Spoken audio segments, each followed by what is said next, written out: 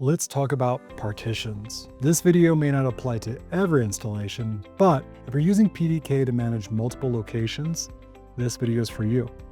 Here's a useful example to kick things off. Let's say you own a business that spans across multiple locations.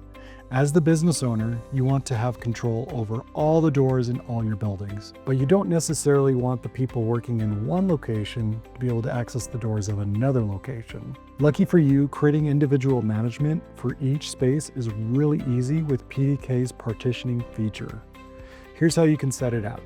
To begin, head over to the Partitions page and click the yellow button labeled Add Partition.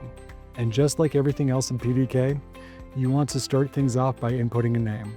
The next step is adding in who the manager of this location is. To do this, click the Edit Users button and select which user or users you want to be able to manage the access control of this location.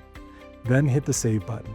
Next, we want to click Edit Devices and choose which devices we want to be managed by the managers of this location. Once that's done, hit Save and your partition has been created. Now you can go ahead and repeat these steps to create a partition for each location of your company. Now when a manager of a certain building logs into PDK.io, they're only going to be able to see and manage their own set of employees and their own set of doors.